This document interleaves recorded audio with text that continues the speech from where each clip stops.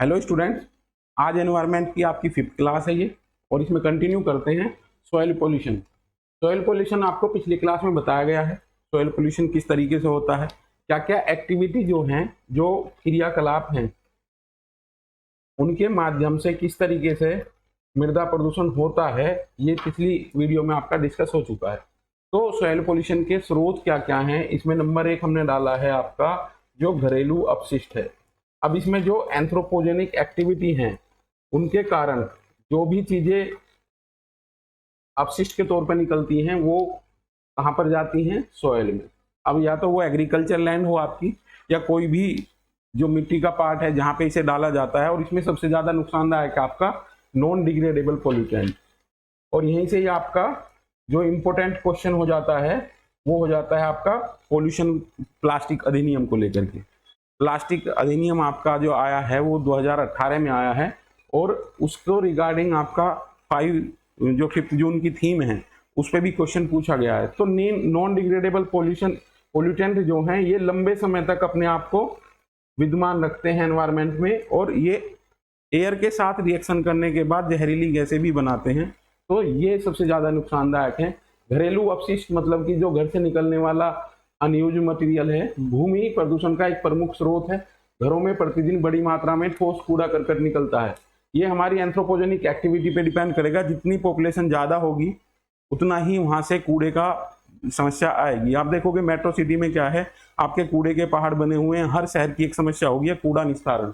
और अब आप देखोगे कि इसमें कोर्स भी चलने लगे। अब आप देखोगे किस तरीके से इस कूड़े का निपटान किया जाए। तो ये एक स्कोप है आपका, जिसमें प्लास्टिक का सामान, जो नॉन डिग्रेडेबल पोल्यूटेंट में आपका प्लास्टिक का सामान, लोहे एल्यूमिनियम के डिब्बे, कांच, कपड़े के टुकड़े, रबर, लोहे, लक्कड़, भवन निर्माण सामग्री, खराब हुए खाद्य यंत्र, ये सब आपके इसमें आ जाते हैं। पॉलीथीन की थैलियां सबसे ज्यादा इंपॉर्टेंट है इसमें। ये सॉइल पोल्यूशन के मेजर सोर्स हो सकते हैं, स्पेशल तौर पे एग्रीकल्चर लैंड में। ग्रामीण प्रतिदिन नगरों में जितना कचरा एकत्रित होता है उसका निपटान नहीं हो पाता है। इसके परिणाम स्वरूप अधिशेष कचरे के ढेर कई दिनों तक सड़े रहते हैं। कचरे का विशाल मात्रा में होने वाला जलवायु भूमि प्रदूषण अधिकांश नगरों की प्रमुख समस्या है। ज्यादातर मेट्रो सिटी की में आप देखोगे, दिल्ली जैसे शहर में चले जाओ आप, चारों तरफ कूड़े के बड़े बड़े पहाड़ मिल रहे हैं। इवन यहाँ मेरठ में भी सबसे बड़ी समस्या आपकी हो रही है। और जैसे ही शहर से निकलते हैं तो आपको कूड़े की समस्या देखने को मिलेगी। तो ये कचरे का निपटान जो है होना चाहिए, और इसके लिए टेक्निक आपकी आ गई है। बट अब कुछ जो देखोगे ना आप, कि एजुकेशनल इंस्टीट्यूशन क्या कर रहे हैं, अपना कूड़ा बाहर नहीं भेज रहे। अब चौधरी चरण सिंह विश्वविद्यालय की अगर हम बात करें तो वहां पे जितना उनका कूड़ा होता है वो बाहर नहीं भेजते, और इस कूड़े से वो इलेक्ट्रिसिटी बना रहे हैं। तो ये टेक्नोलॉजी अगर डेवलप होगी तो एनवायरनमेंट के लिए सेफ गार्ड होगा और एनवायरनमेंट सुरक्षित रहेगा।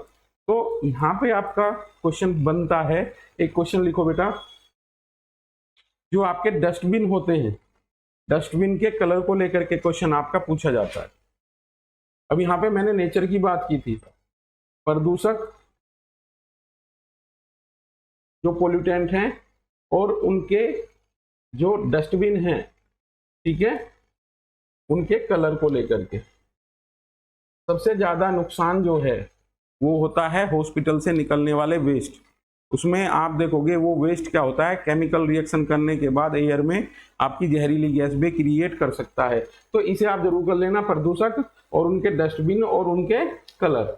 अब आप देखोगे ये कलर किससे रिलेटेड हैं, जो इजीली डिकम्पोज हो जाते हैं। कुछ ऐसा प्रदूषक हैं जो आपके इजीली 15-20 घंटे में डिकम्पोज हो जाएंगे, बट कुछ ऐसे हार्मफुल हैं जो लंबे समय तक नहीं होते, और कुछ ऐसे और भी ज्यादा क्रिटिकल होते हैं जिनको हमें डंप करने के लिए भूमि के अंदर उन्हें दबाना पड़ता है। भराव बोलते हैं, डंपिंग करना बोलते हैं, ठीक है। नेक्स्ट है आपका मृदा अपरदन। मृदा अपरदन का देखोगे कुछ ही वर्षों में नष्ट हो जाती है। यहाँ पे सोइल की जो फर्टिलिटी है, वो उसका जो फर्टिलिटी की क्वालिटी है वो डाउन हो रही है, उसी को ही हम मृदा अपरदन बोलते हैं। जो ऊपर की जो परत है वो कैसी हो रही है, अनफर्टाइल हो रही है। और इसका कारण ये है सबसे ज्यादा डिफोरेस्टाइजेशन, वनों का विनाश। जितना वनों को कटाई होती जा रही है उतना ही डिफोरेस्टाइजेशन, मृदा अपरदन होता जा रहा है, ठीक है, वनों का विनाश।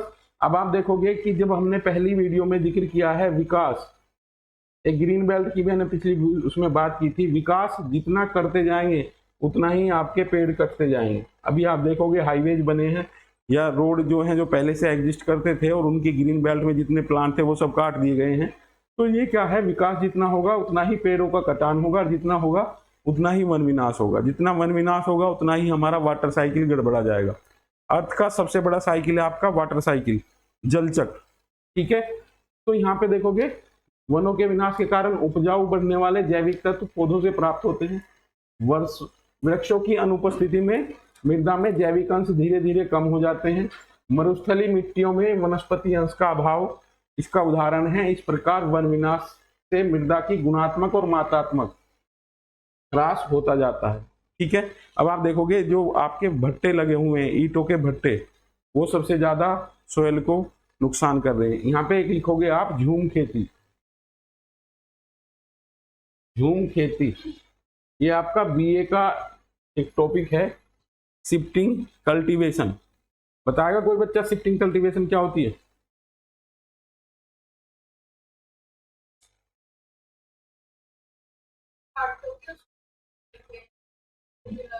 Very good. झूम खेती पूर्वोत्तर, बेटा ये लिख लो, पूर्वोत्तर राज्यों की समस्या है। इन राज्यों में ज्यादातर जो ट्राइब्स रहती हैं, उन ट्राइब्स का मानना यह है कि जो वन है, नए वनों के एरिया को काट करके यहाँ कुछ दिनों तक खेती की, उसके बाद जब कंटिन्यू अगर भूमि पर कोई हम फसल उगा रहे हैं तो वो क्या होता है, लगातार फसल उगाने से उसकी जो फर्टिलिटी है वो कम हो जाती है।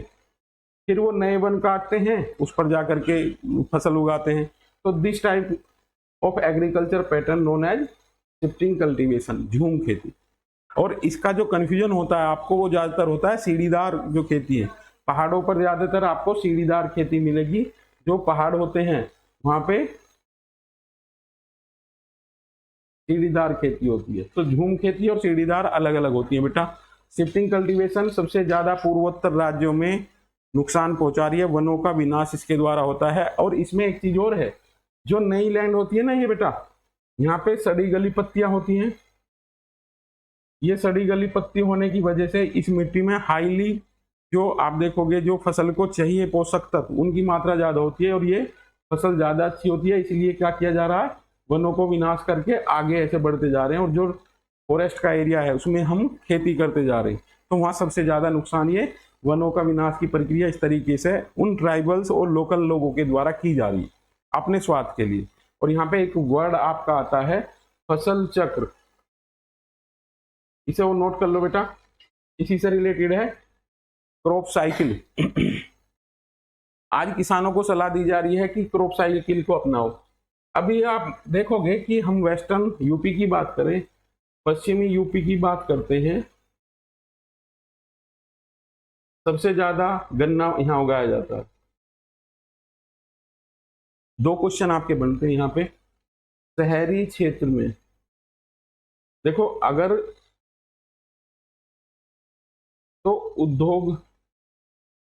उद्योगों में पानी की खपत होती है, बट अगर एग्रीकल्चर की बात हम करें तो विश्व में सबसे ज्यादा जो खपत है वो खेती में आ रही है।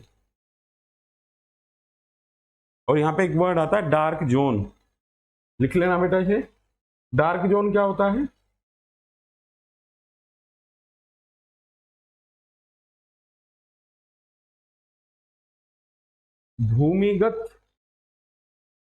भूमिगत जो जल है, जल का भूमि में ज्यादा नीचे चले जाना। जब हमारा जो वाटर लेवल है पृथ्वी के अंदर, जो हम पानी पीने की जो प्रक्रिया पहले नल लगाते थे, वो लगभग 10 फीट पे जाकर के पानी मिल जाता था। फिर ये कैसे हुआ, फिर 20 हो गया, इवन अब जाकर के देखोगे लगभग 100 फीट पे पानी है। अब समरसीबल लग गए। समरसीबल आप देखोगे नई टेक्निक है जिसके द्वारा हम भूमिगत जल का यूज कर रहे हैं। अब जब इस पानी का जब ज्यादा गहरा चले जाना, इसी को ही हम बोलते हैं उस क्षेत्र को डार्क जोन में चले जाना। अगर कोई क्षेत्र डार्क जोन में जाता है तो नई ट्वेल नए बोरिंग लगाने के लिए सरकार वहां बैन कर देती है। और सबसे ज्यादा ये जो अंडरग्राउंड वाटर है, ये सबसे ज्यादा खेती में यूज हो रहा है। और किसी फसल में हो रहा है, गन्ने में। और इसीलिए किसानों को सलाह दी जा रही है फसल चक्र की। इससे क्या होगा, एक तो मिट्टी में जो पोषक तत्व हैं उनकी मात्रा बरकरार रहेगी, दूसरा, अगर गन्ना उगाते हैं तो कंटिन्यू उसके लिए पानी चलाता है किसान। एक फोबिया ये है कि जितना पानी डाला जाएगा फसल में उतना ही ज़्यादा ग्रो करेगी। अगर यहाँ पे चना या अन्य दालें जो हैं, दलहन जो है, उसको उगाया जाए तो आप देखोगे उसे ज़्यादा पानी की ज़रूरत नहीं पड़ती है, और उस पानी की ज़रूरत नहीं पड़ेगी तो ये एरिया आपका डार्क जोन में नहीं जाएगा।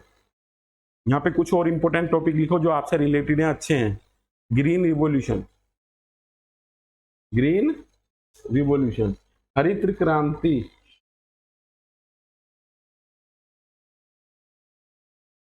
तो भाई बेटा ये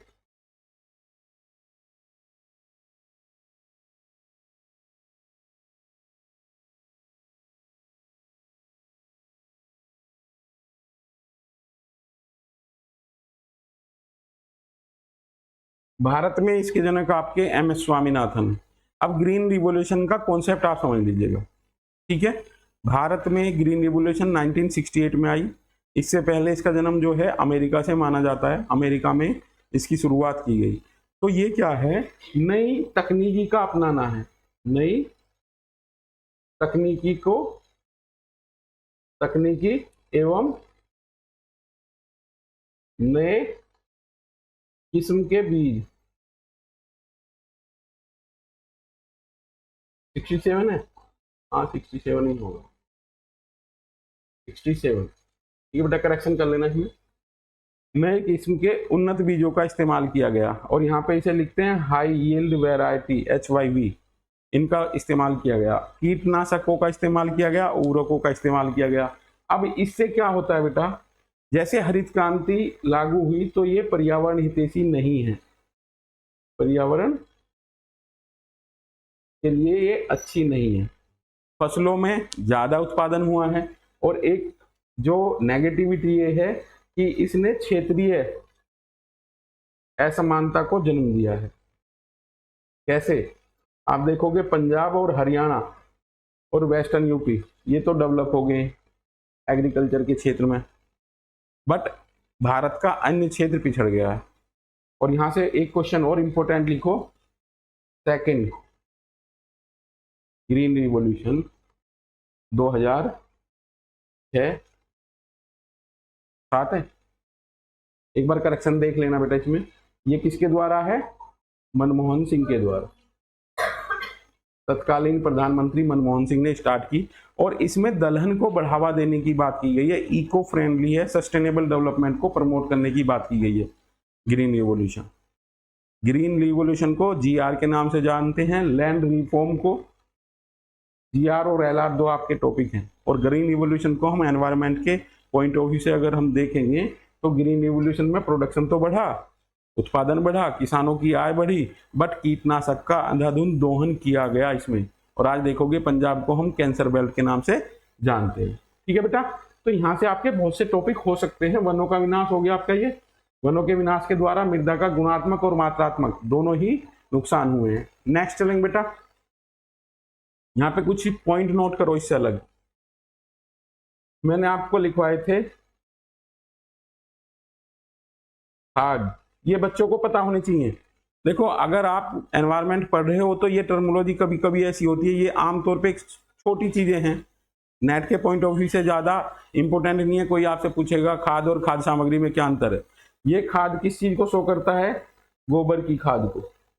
पिछली वीडियो में मैंने आपको बताया था हमारा पॉइंट ऑफ व्यू क्या है, जो चीज हमारे लिए यूज की है वो हमारे लिए इंपॉर्टेंट है, बट ऐसा भी हो सकता है कि वो चीज दूसरी भी चीज दे रही है और वो ज्यादा कॉस्टली हो।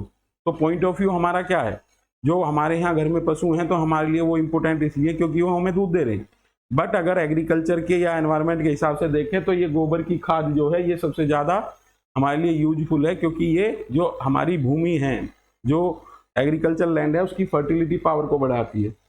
अब जब आपकी सोशल स्ट्रक्चर चेंज हुई तो इसको रिप्लेस कर दिया रासायनिक उर्वरकों ने।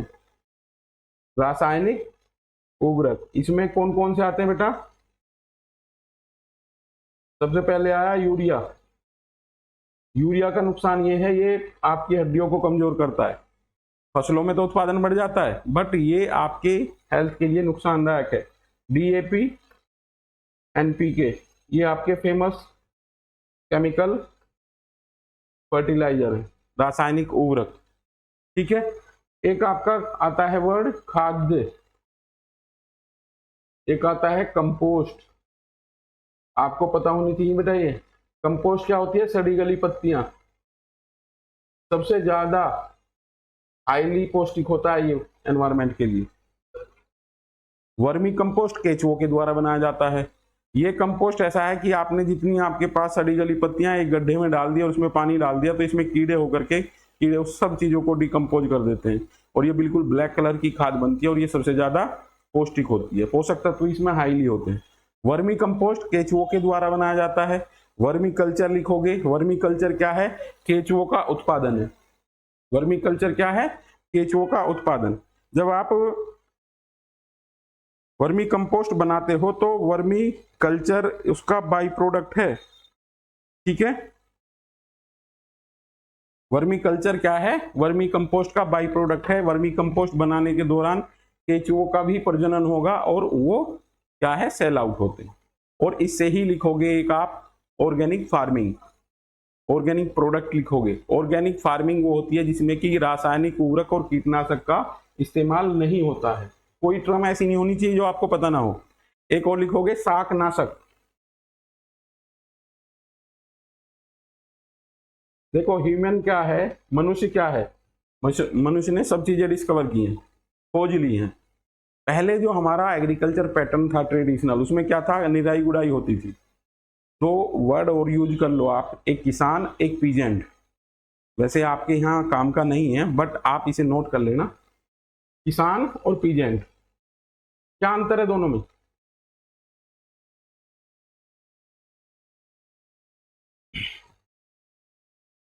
अभी टॉपिक मैंने क्या लिखा था आपको,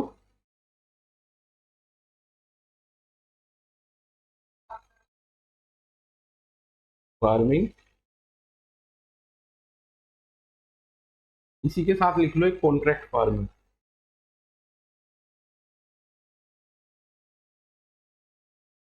और इसी के साथ लिखोगे शाकनाशक। देखो आपकी यूनिट चल रही है environment, pollution and their effect on human health. Major issue यही है कि हमें किस तरीके से नुकसानदायक हो रहा है। अब नुकसान कराने वाले कौन है, खुद हम हैं, क्योंकि हमने चीजें क्रिएट की हैं। ऑर्गेनिक फार्मिंग है आपकी जब हम बिना फर्टिलाइजर के, जो फसल पिछले 3 साल से, जिस मिट्टी में फर्टिलाइजर और कीटनाशक पिछले 3 साल से यूज नहीं हुआ है, वो हमारी ऑर्गेनिक फार्मिंग होगी। इससे बने हुए प्रोडक्ट हमारे अच्छे माने जाएंगे, ठीक है। लोग जो समझदार लोग हैं, जिनके पास में अच्छी खेती है, अच्छी लैंड है, तो वो ऑर्गेनिक फार्मिंग को प्रमोट भी कर रहे हैं और अच्छा मुनाफा भी ले रहे हैं, ठीक है। ऑर्गेनिक फार्मिंग बता दिया बेटा। कॉन्ट्रैक्ट फार्मिंग क्या होती है, अभी आपके 3 किसान बिल आए थे, उसमें कॉन्ट्रैक्ट फार्मिंग ये है कि जो उद्योगपति है वो अपना पैसा लगाएगा किसमें, एग्रीकल्चर सेक्टर में, और उद्योगपति और किसानों के बीच एक समझौता होगा। वो किसानों को बीज वगैरह सब उपलब्ध कराएंगे और ये उत्पादन करके इन उद्योगपति को सेल आउट करेगा। This type of agriculture pattern known as contract farming. कई प्रदेशों में ये स्टार्ट किया गया था। केसीसी इसी को डेवलप करने का एक कॉन्सेप्ट था, किसान क्रेडिट कार्ड, क्योंकि ये माना जाता है कि खेती का जितना परंपरागत पैटर्न होगा उतना ही वो कम प्रोडक्शन देगी। तो जो नए पैटर्न अपना करके हम फसलों से अधिक उत्पादन कर रहे हैं, तो उसका एक बाई प्रोडक्ट है जो उसमें फसल में पोल्यूटेंट की मात्रा का बढ़ना। अब जैसे जैसे हमारी जो सोशल स्ट्रक्चर है वो चेंज होती चलेगी। अभी मैंने 2 वर्ड लिखवाए हैं, उन्हें और एक्सप्लेन कर रहा हूं, किसान, फार्मर और पीजेंट। दोनों में क्या अंतर होता है, पीजेंट के पता नहीं है। देखो क्या है बेटा, अभी हम ट्रेडिशनल एग्रीकल्चर की बात कर रहे थे। एक किसान क्या है, जो आज गया, अकेला जा रहा है, ट्रैक्टर लेके खेती कर रहा है एडवांस तरीके से। किसके लिए कर रहा है, वो सेल आउट कर रहा है मार्केट में production, that is the farmer. But जब हम पुराने परंपरागत पैटर्न पे जाते हैं, कृषि की पिछड़ी दशा की हम बात करते हैं, at the time of freedom, जब 1947 के आसपास आपका भारत आजाद हुआ, तो खेती की जो दशा थी वो बड़ी दयनीय थी। क्यों थी, प्रॉपर सिंचाई के साधन नहीं थे, परंपरागत साधन थे, हल चलाता था किसान, एक बैल होता था, इतनी इकोनॉमी नहीं थी, दूसरा बैल ले ले, वो दूसरा पड़ोसी से रखता था वो। तो ये जो पैटर्न है इसमें पीजेंट्री सिस्टम ज्यादा था कि कोई व्यक्ति अपनी वाइफ के साथ जाकर के, अपने 4 बच्चों के साथ जाकर के खेती कर रहा है, बुग्गी में बैठ के वो अपने जो खाने की वस्तुएं लेकर के अपने बच्चों को लेकर के खेती कर रहा है, और वो मेहनत कर रहा है। यहाँ पे कैसी मेहनत कर रहा है? निराई गुड़ाई कर रहा है। अब यहाँ फैमिली स्ट्रक्चर देखोगे, फैमिली की ही लेबर है, अपने घर के बच्चे हैं। इसका एग्रीकल्चर पैटर्न क्या है? ये 2 बीघे अपनी दाल बोलेगा, 2 बीघे पशुओं के लिए ज्वार बोलेगा, गेहूं बोलेगा। इसका क्या है? इसका कंजप्शन जो होगा वो अपने लिए होगा, अपनी जीविका के निर्वाह के लिए पूर्ति करता है, वो पीजेंट कहलाता है। बट जो मार्केट के लिए प्रोडक्शन कर रहा है वो फार्मर है। ठीक है, तो पीजेंट की दशा जो है वो पिछड़ी हुई है, इस तरीके से आप इसे एक्सप्लेन कर सकते हो। अब ये पीजेंट जो था, अब उस टाइम की अगर सोशल स्ट्रक्चर की हम बात करें, अपने ही बच्चे थे, निराई गुड़ाई कर रहे थे। अब ये बच्चे क्या है? शहरों में चले गए। अब हमने क्या किया है? अब हमारे पास एक केमिकल आ गया जिसको हम शाकनाशक बोलते हैं। निराई गुड़ाई कुछ नहीं करनी है, खेतों में जाओगे और एक स्प्रे लगवाओगे, और जितना अनवांटेड वनस्पति है उस फसल में वो आपकी जल जाएगी, और वो फिर नहीं होगी। निराई गुड़ाई खत्म हो गई है, और ये जहर हमने वहां पे छिड़कना शुरू किया है। तो ये शाकनाशक वो है जो अनवांटेड क्रॉप है भाई, जो खरपतवार है उसको खत्म करता है। पर आप देखोगे कि इसका साइड इफेक्ट क्या है। जैसे मैंने उस दिन आपको बताया ऑल आउट के साइड इफेक्ट, ऑल आउट में हम भी आते हैं। अब जब ये शाकनाशक उस वनस्पति को खत्म करेगा, तो जो हमारी मेन वनस्पति है, चाहे वो उसमें गन्ना है, चाहे गेहूं है, चाहे अदर फसल है कोई भी, तो उसको भी तो नुकसान करेगा ना, वो हमें नहीं दिख रहा है। तो शाकनाशक वो होते हैं जो अनवांटेड जो फसल में प्लांट उगे हुए हैं उनको खत्म करने के लिए यूज किए जाते हैं। ये हाईली टॉक्सिक होते हैं। तो ये कुछ टर्म मैंने आपको लिखवाई है: शाकनाशक, कीटनाशक, फर्टिलाइजर, खाद, खाद्य पदार्थ। इस तरीके से लिखते हैं बेटा, ये आपकी खाद्य सामग्री है। ठीक है, अब एक नया स्कोप आया, फूड प्रिजर्वेशन।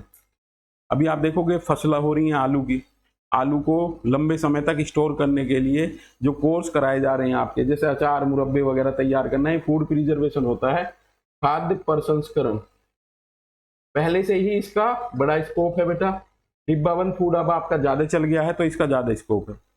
तो इस खाद में उस खाद में दोनों में अंतर है, कंपोस्ट में अंतर है, कीटनाशक में अंतर है, आपका शाकनाशक में अंतर है। ये सारे टर्म आपकी एनवायरमेंट में पूछी जाती है। ठीक है, कोई दिक्कत तो नहीं है इसमें। अब यहाँ पे आते हैं रासायनिक उर्वरक और कीटनाशक, जिनका अभी मैंने जिक्र किया। कृषि में प्रयुक्त विभिन्न जीवन नाशी रसायनों में डीडीटी का जिक्र हमने पहले किया है। डीडीटी आपकी नॉन डिग्रेडेबल है। Gammexane, lindane, एंड्रिल, BHC, phenol, corrosion का बड़ा ऐड हो रहा है मार्केट में। अब फसल गन्ने की खत्म हो गई है, तो मिल क्या करेंगे, शुगर मिल अपनी गाड़ियां लेकर के गांव में इस पेस्टिसाइड का प्रचार करेंगे, कोरोजन। ठीक है, प्रचार का मतलब विज्ञापन करेंगे, और विज्ञापन इस तरीके से किया जाता है जो आपकी चेतना को भ्रमित करता है। और यहाँ पे देखोगे ना, जो नलकूप हैं, जो ट्वेल हैं, उन ट्वेलों पे लिखा जाता है कि अगर आपने कोरोजन यूज किया तो गन्ना ऐसा होगा। हाइट दिखाई जाती है 16 फीट का गन्ना, 20 फीट का गन्ना। तो कोरोजन का ऐड हो रहा है। ये डाइएड्रिल, ये एंडोसल्फान, ये सारे कीटनाशक के नाम है बेटा, जिसको हम सोयल में यूज कर रहे हैं। तो आपका रासायनिक उर्वरक और कीटनाशक मृदा प्रदूषण के मेजर को सोर्स हैं। ठीक है, खतरनाक रसायन सम्मिलित है। ये कीटनाशक विलयन के बाद, घुलने के बाद फसलों पर छिड़के जाते हैं, जिनकी अधिकांश मात्रा भूमि में चली जाती है। वर्षा जल और सिंचाई के साथ ये कीटनाशक भूमि में गहराई तक घुल करके मृदा प्रदूषण करते हैं। मृदा की उर्वरकता बढ़ाने वाले सूक्ष्म जीवों को नष्ट हो जाने से मृदा में जैविक अंशों की निरंतर कमी हो जाती है। अब यहाँ पे आप देखोगे सबसे ज्यादा ये कीटनाशक किसको नुकसान कर रहे हैं? केंचुओं को। केंचुए खत्म हो गए हैं, जो खेतों में सांप होते थे वो खत्म हो गए हैं। पहले नेचर खुद रेगुलेट करती थी, ऑटो रेगुलेशन था। चूहे हो गए तो सांप आ गया, सांप ने चूहे को खा लिया। वो फसल जो चक्र है वो चल रहा था। अब क्या है, अब चूहे खत्म हो गए। अब चूहे खत्म हो जाएंगे तो सांप भी खत्म हो जाएंगे, क्योंकि नेचर में क्या है कि एक दूसरे पर डिपेंडेंसी है। अब आप देखोगे कि कुछ पेड़ पौधे ऐसे हैं जिनका प्रकीर्णन का मतलब है कि उन्हें खाने के बाद जो अपशिष्ट होता है उसे दूसरे पक्षी डाल रहे हैं, और उस वजह से ही उनकी ग्रो हो रही है। ऐसे ही ह्यूमन बीइंग है, ह्यूमन बीइंग सोसाइटी में है तो एक दूसरे पर डिपेंड है। कोई व्यक्ति अगर है तो उसके 10 रोल हैं, 10 संस्थाओं को वो कवर कर रहा है। मान लीजिए कोई व्यक्ति है लोकल में, तो वहाँ दुकान भी डेवलप हो रही है, वहाँ सैलून की दुकान भी डेवलप हो रही है। अगर उस व्यक्ति को वहाँ से हटा दिया जाए तो उन सब पे फर्क पड़ेगा इनडायरेक्ट वे में। ऐसे ही वनों में होता है। तो ये जो हमारे फसल चक्र थे, इसमें केचुए खत्म हो गए हैं। किसके कारण? जो हमने कीटनाशक यूज किए हैं। चूहे खत्म हो गए हैं, सांप खत्म हो गए। अब जो इसे केचुए को किसानों का मित्र कहा जाता था। क्यों कहा जाता था? एक काम इसका सबसे बड़ा, ये मिट्टी को पलटता था, ठीक है, मिट्टी खाता था और मिट्टी को वेस्ट के तौर पर निकालता था। तो इससे निराई गुड़ाई हो गई। जो मिट्टी इसने निकाली अपशिष्ट के तौर पे वो पौष्टिक होती थी, उसमें जो पौधा है अच्छे तरीके से डेवलप होता था। प्लस ये जो जैसे मिट्टी है, जो निराई गुड़ाई का काम होता है वो फूल जाती है पूरी ऐसे, तो ये अपने आप ही इस चीज को काम करता था। इसमें पानी नीचे तक चला जाता था, लंबे समय तक सिंचाई की जरूरत नहीं होती थी।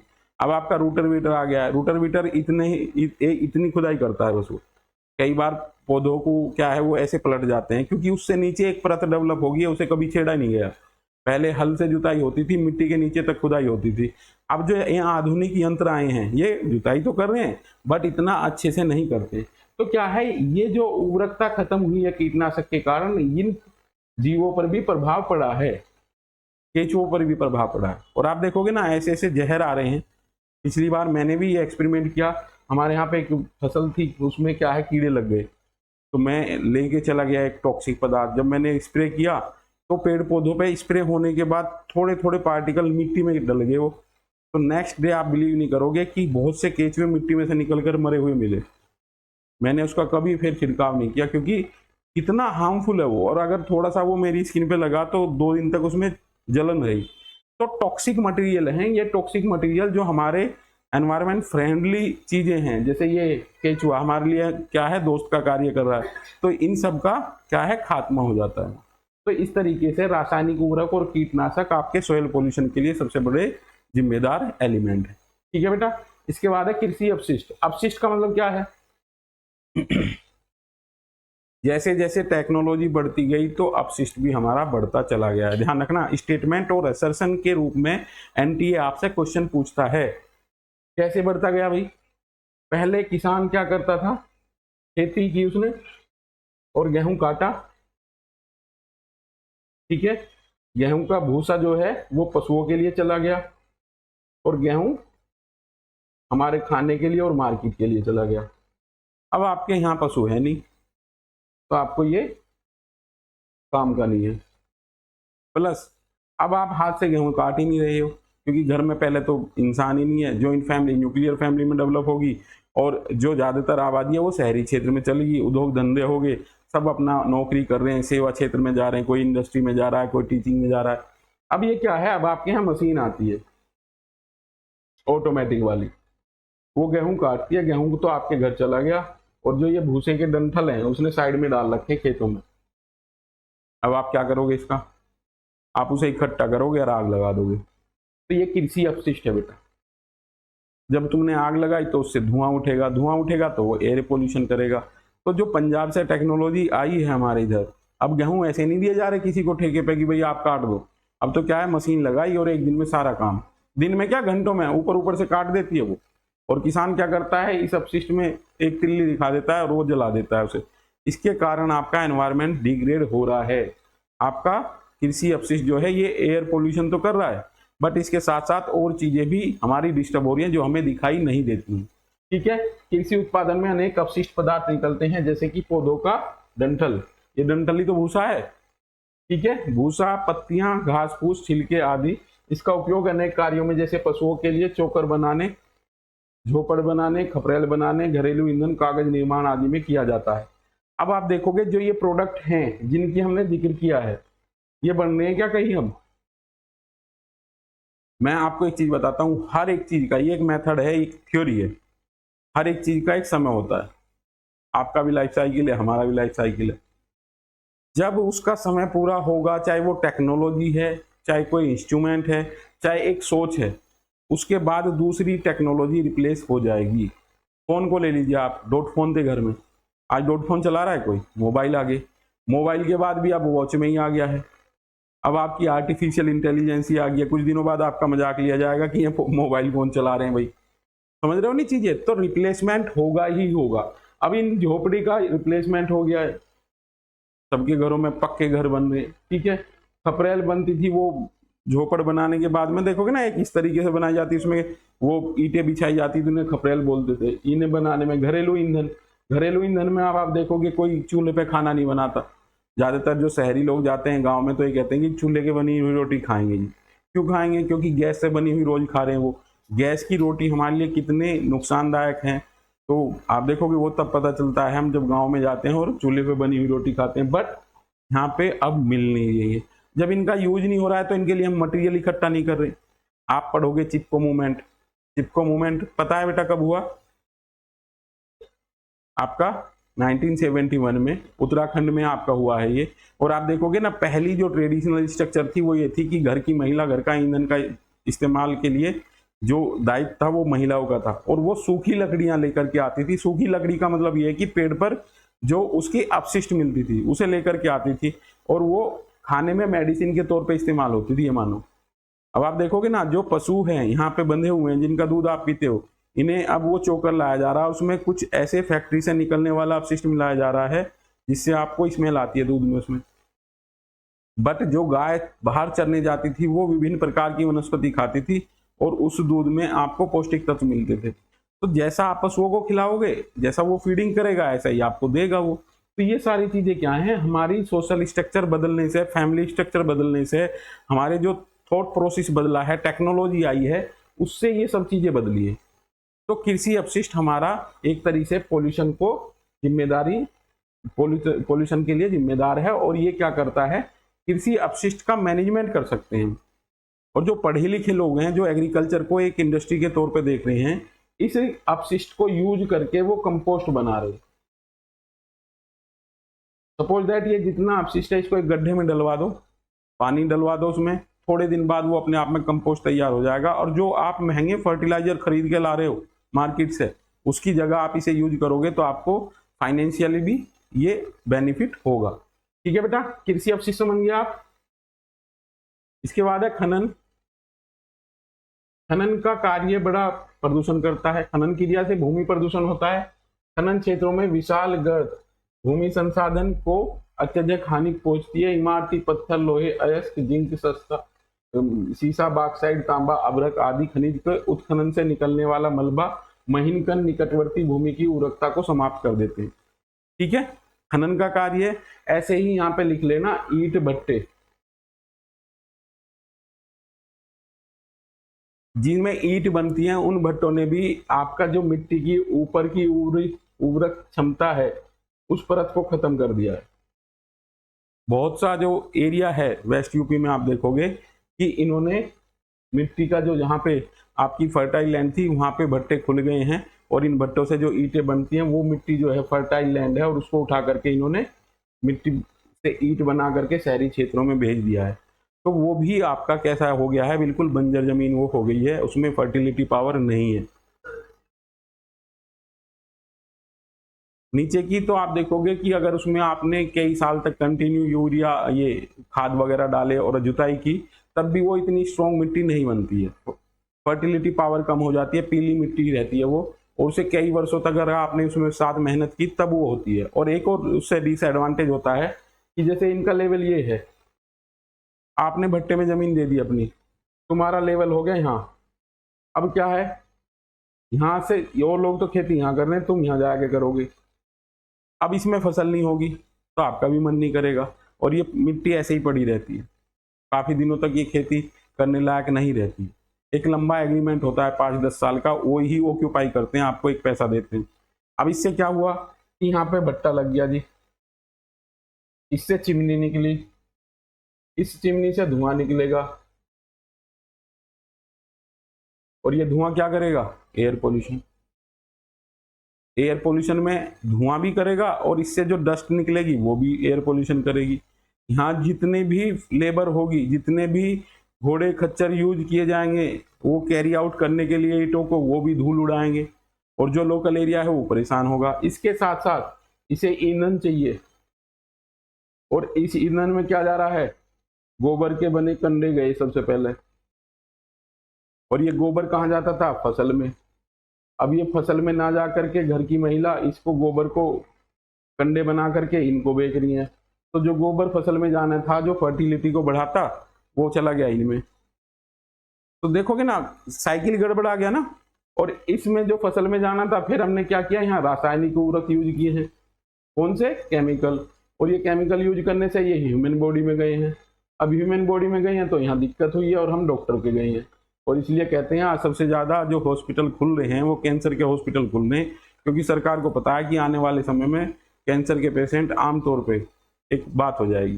पहले कभी किसी को कैंसर हुआ तो बड़ी खतरनाक बीमारी मानी जाती थी, ठीक है ना।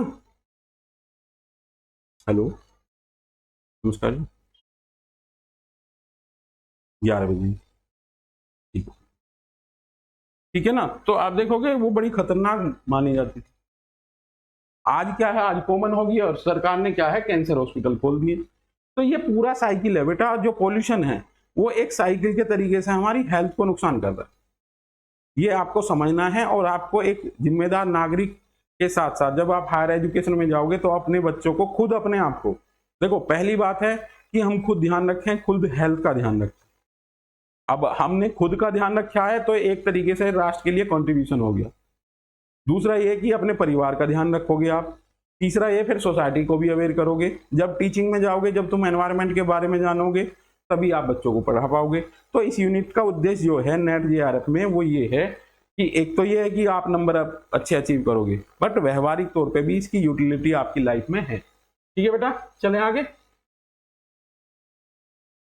मृदा प्रदूषण के दुष्प्रभाव दिए, सॉइल पोल्यूशन के दुष्प्रभाव क्या हैं। अब आप देखोगे मानव पर प्रभाव पड़ेगा। भाई हमारा सीधा सीधा रिलेशन है, हम मिट्टी से जुड़े हुए हैं, ठीक है।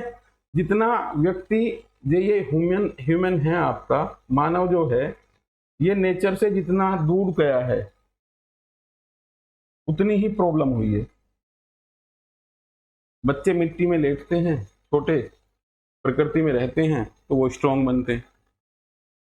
आज हमने बच्चे को ज्यादा सेंसिटिव होने के कारण मिट्टी से दूर रखा है तो वो कमजोर होता गया है। उस पर और जीवाणु भी, बैक्टीरिया अटैक कर रहे हैं। पहले मिट्टी में बच्चे खेलते थे, मिट्टी भी खा लेते आराम से, कैल्शियम की पूर्ति होती थी, ठीक है ना। जब बच्चा मिट्टी खाता था ये इंडिकेशन था कि कैल्शियम उसमें कम हो रहा है, और वो पूर्ति कहाँ से कर रहा है, उस मिट्टी से कर रहा है, और उसे कोई दिक्कत भी नहीं हो रही थी। उसका इम्यूनो सिस्टम जो है वो मजबूत हो रहा था। तो ये मानव पर तो सॉइल पोल्यूशन का प्रभाव पड़ेगा ही पड़ेगा, ठीक है। क्लोरीन युक्त हाइड्रोकार्बन जैसे डीडीटी का अपघटन नहीं होने से जल और खनिजों के अवशोषण के साथ प्रदूषक पौधों में चले जाते हैं। पौधों से ये खाद्य श्रृंखला में प्रविष्ट होकर के ह्यूमन शरीर में पहुंच जाते हैं और अनेक रोगों को जन्म देते हैं। खाद्य श्रृंखला मैंने आपको अच्छे तरीके से बताई है। खाद्य श्रृंखला बेटा हमारी पूरी प्रभावित हुई है, डिस्टर्ब हुई है। आज आपको ओरिजिनल दूध नहीं मिल रहा है, गाय का दूध नहीं मिल रहा है, भैंस का दूध नहीं मिल रहा है, आप पाउडर पी रहे हो मैक्सिमम लोग। क्यों? क्योंकि इस चीज को मैं स्ट्रांगली कह रहा हूँ। और रूरल एरियाज में तो और बुरी स्थिति है, अनुभव के तौर पे बता रहा हूं मैं आपको। गांव में दूध का संकट है, गांव से शहरों में दूध लेने जा रहे हैं। शहरों से केमिकल छाछ, जीरे वाली छाछ, जिसमें कि आप देखोगे वो केमिकल वाले फ्लेवर देखने को मिल रहे हैं, वो छाछ गांव में सप्लाई हो रही है, ट्रक के ट्रक भर के जा रहे हैं उसके। तो कितना बड़ा विडंबना है। ह्यूमन अपना लेबर नहीं करना चाहता, घर में पशु नहीं रखना चाहता। क्यों नहीं रखना चाहता? क्योंकि वो काम भी नहीं करना पसंद कर रहा। तो ये सबसे बड़ी दिक्कत है। तो ये सब चीजें प्रभाव जो है ह्यूमन की बॉडी पे देखने को मिलेंगे। जीव जंतुओं पर प्रभाव, कीटनाशक रसायनों के प्रवेश करने से पक्षियों में प्रॉब्लम आई है, ठीक है। आप देखोगे पक्षियों में भी प्रॉब्लम आई है, मतलब कि उनकी प्रजनन क्षमता खत्म हो गई है, कुछ तो लुप्त ही हो गए। अब आप देखोगे एक हमारे घर में जब कड़ियों के घर होते थे, जब हम छोटे बच्चे थे तो कड़ी के घर होते थे उस टाइम, और उसमें एक चिड़िया गोरैया आती थी, वो आज वो लुप्त है क्योंकि वो उसी में ही रहती थी। कई बार हमने देखा उनके बच्चों को पाला है, जैसे ऊपर से वो बच्चे गिर गए तो उनको पालते थे, चिड़िया दाना देते थे बाकायदा। छोटे बच्चे, एक मोरल वैल्यू एजुकेशन थी कि भाई उसको प्रोटेक्ट करना है, और उससे एक इमोशनल अटैचमेंट हो जाता था। तो जितना हमने नेचर चेंज हुई है उतने ही आपकी चीजें बदली हैं, ठीक है। तो ये सारा जो पोल्यूशन का प्रभाव पड़ा है, जनन ग्रंथियों पर प्रतिकूल प्रभाव पड़ा है। कूड़ा करकट के ढेर से उत्पन्न विभिन्न परजीवी जीव जंतुओं पर अनेक रोग फैलाते हैं। सोयल मृदा में एकत्रित रेडियोधर्मी पदार्थ पौधों के माध्यम से जीव जंतुओं में प्रवेश कर घातक प्रभाव डालते हैं। कचरे का ढेर, सड़े गले पदार्थ वाले जीव जंतुओं के स्वास्थ्य पर बुरा प्रभाव पड़ता है। खाद्य कचरे के साथ साथ कांच, प्लास्टिक और धातु के टुकड़े भी, पॉलीथीन की थैलियां जीव जंतुओं के शरीर में पहुंचकर बार बार मृत्यु का कारण बन रही है। अब देखोगे सोशल स्ट्रक्चर किस तरीके से चेंज हुई है। आप एक देखोगे आवारा पशु, विशेष तौर पे अब तो रूरल एरिया में भी, अब ये नहीं कह सकते हम अर्बन एरिया में भी ज्यादा है, गाय भूखी घूम रही है, ठीक है ना। कुछ लोगों का तो ट्रेंड है, गाय रख रहे हैं, वो सुबह ही खोल देते हैं उसे, शाम को वो गाय जाती है, उसका दूध वो निकाल लेते हैं, फिर उनका कोई मतलब नहीं है। अब क्या है, अब वो गाय घूम रही है, अब वो क्या है, पॉलीथीन में कहीं मटर के छिलके पड़े तो पॉलीथीन के साथ उसे खा रही है। अब पॉलीथीन अंदर गई तो उसकी जो आते हैं उसमें पॉलीथीन है, कई बार उसकी मौत का कारण बनती है। तो यही सब चीजें यहाँ दी गई हैं। जीव जंतुओं के स्वास्थ्य पर भी सोयल पोल्यूशन या अन्य पोल्यूशन इफेक्ट करता है। जो पशु घरों में थे, बड़े अच्छे तरीके से उन्हें खाद्य पदार्थ दिए जा रहे थे, खल अच्छी डाली जा रही थी, आज नहीं डाली जा रही है। आज कोई ह्यूमन है वो काम नहीं करना चाह रहा है।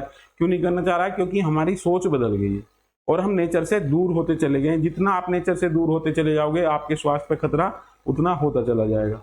तो बेटा ये जीव जंतुओं पर प्रभाव और मानव पर प्रभाव सोयल पोल्यूशन का है, ठीक है। ये इंपॉर्टेंट चीजें हैं, यहाँ से आपके क्वेश्चन बन जाते हैं, ठीक है। समझने की बात है, ये बेसिक आपको एनवायरमेंट के प्रति जो है वो अवेयर करने वाली बात है। शोर प्रदूषण के स्रोत, नॉइस पोल्यूशन की बात आई है। नॉइस पोल्यूशन में परिवहन के साधन।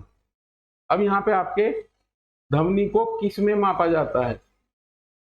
डेसिबल में, डीबी। अब यहाँ पे आपकी एक सारणी मिलेगी आपको नोट्स में, ठीक है। सबसे कम है पत्तों की सरसराहट, पत्तों की सरसराहट कितनी है? 20 डेसिबल। 180 है जेट विमान। शुरू में मैंने आपको बताया एयर पोल्यूशन में ही नॉइस पोल्यूशन को इंक्लूड किया गया है 1987 में। क्वेश्चन पूछा जा सकता है आपसे।